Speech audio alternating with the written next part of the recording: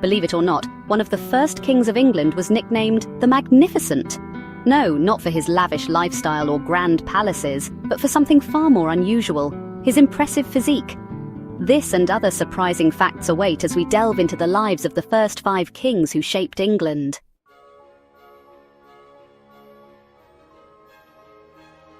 Our journey begins in the 9th century, a time when Anglo-Saxon England was divided into several kingdoms. Wessex, in the south, rose to prominence under the legendary Alfred the Great, but it was his grandson Athelstan who truly changed the course of history. Athelstan, a skilled warrior and shrewd diplomat, conquered Viking-held York in 927 AD and subdued the remaining kingdoms. He wasn't just content with ruling England, though. He actively sought to increase England's prestige and influence in Europe. Athelstan orchestrated a series of strategic marriages for his sisters. One sister married the king of the West Franks, another the Duke of the Normans, and yet another the King of Burgundy. These alliances not only strengthened England's position, but also fostered cultural exchange and trade. Athelstan also cultivated relationships with other European rulers through diplomacy and gift-giving. He exchanged valuable gifts, such as manuscripts and relics, with kings and emperors, further solidifying England's place in the European political landscape. This savvy approach to foreign relations laid the groundwork for England's future interactions with the continent. Athelstan's greatest military victory came at the Battle of Brunanburh in 937 AD. He faced a combined force of Scots, Vikings, and Strathclyde Britons, but his forces emerged triumphant. This battle cemented his control over the north and secured his legacy as the first true king of England.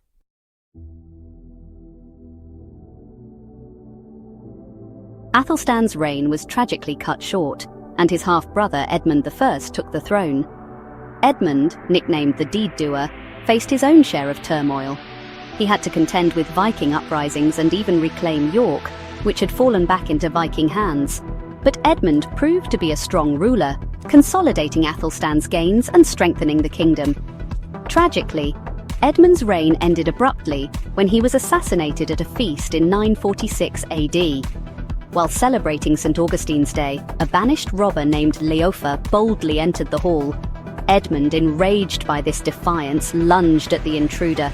In the ensuing struggle, Leofa fatally stabbed the king. Though the circumstances seem straightforward, some historians believe there may have been more to Edmund's death than a simple robbery. Could there have been a hidden conspiracy or political motive behind Leofa's actions? Whatever the truth, Edmund's untimely death shocked the nation. He became the first English king to be recognized as a saint, a testament to his piety and the respect he commanded.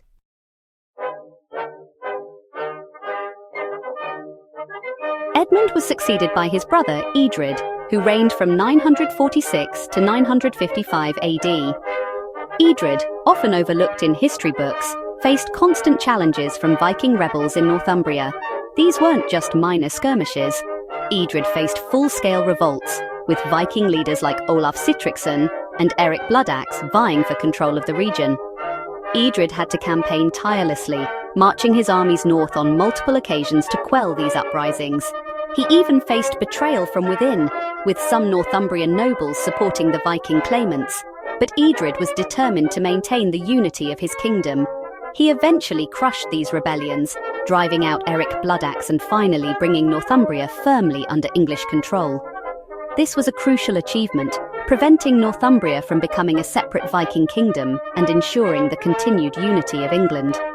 Beyond his military successes, Edred also played a significant role in supporting the growth of the church, particularly monastic reforms. A lesser-known fact about Edred is that he reformed the English coinage system.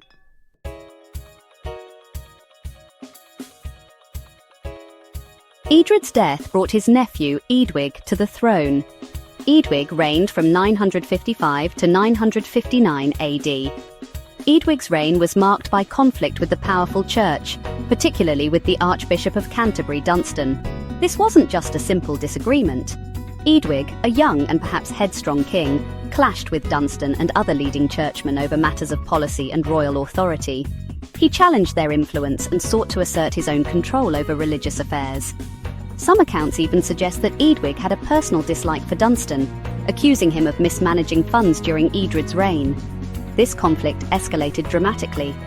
Dunstan was exiled, and Edwig's actions led to open rebellion in Mercia and Northumbria, where his younger brother Edgar was proclaimed king.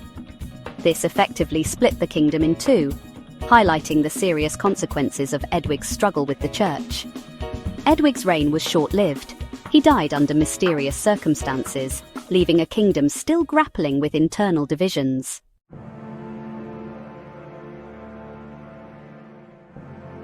The final king in our story is Edgar, Edwig's brother, who reigned from 959 to 975 AD. Edgar, known as the Peaceful, brought much-needed stability to England. He reconciled with the church, reformed the legal system, and even established a powerful navy to protect the kingdom's coasts. Remember that surprising fact about one of the first kings being called the Magnificent? Well, that was Edgar. He earned that nickname not just for his political achievements, but for his impressive physique and strength. He was described as a tall, handsome man, skilled in martial arts, and renowned for his physical prowess. One chronicler even wrote that Edgar was of a very strong and sturdy build, a man of great strength and of a cheerful countenance. He apparently enjoyed demonstrating his strength by wrestling with his nobles, and it's said that he could bend iron bars with his bare hands. Quite a contrast to the image of kings we often have today. Edgar's reign saw a flourishing of monastic life and a renewed focus on law and order. He is often credited with laying the groundwork for a unified and prosperous England.